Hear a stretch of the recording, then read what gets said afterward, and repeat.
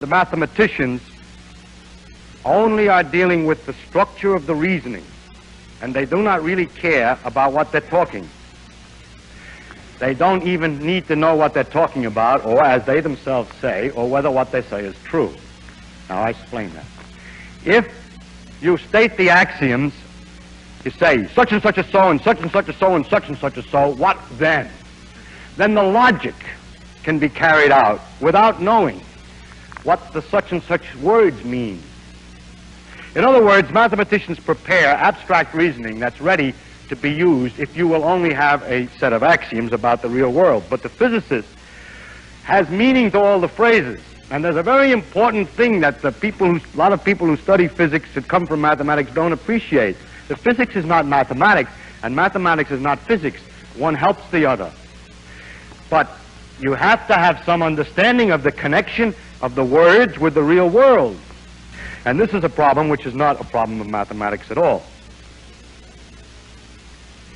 Mathematicians also like to make their reasoning as general as possible. If you say, I have a three-dimensional space, ordinary space, I want to talk about ordinary space. You know, you're in it, and you measure distances, and there are three numbers you need to tell where something is. You go breadth, width, and height. Three-dimensional space, and you begin to ask them about theorems. Then they say, now look, if you had a space of n dimensions, then here are the theorems. Well, I say, yeah, but I only want the case 3. Well, substitute n equals 3. And then it turns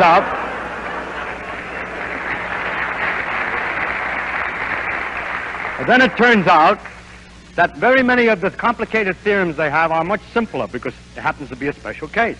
Now, the physicist is always interested in a special case. He's never interested in the general case. He's talking about something. When you know what it is you're talking about, that these things are forces, and these are masses, and this is inertia, and this is so on, then you can use an awful lot of common sense, seat-of-the-pants feeling about the world. You've seen various things. You know more or less how the phenomenon is going to behave. Well, the poor mathematician, he translates it into equations, and the symbols don't mean anything to him, and he has no guide but precise mathematical rigor and care in the argument. The mathematical rigor of great precision is not very useful in the physics, nor is the modern attitude in mathematics to look at axioms. Now, mathematicians can do what they want to do. One should not criticize them because they are not slaves to physics.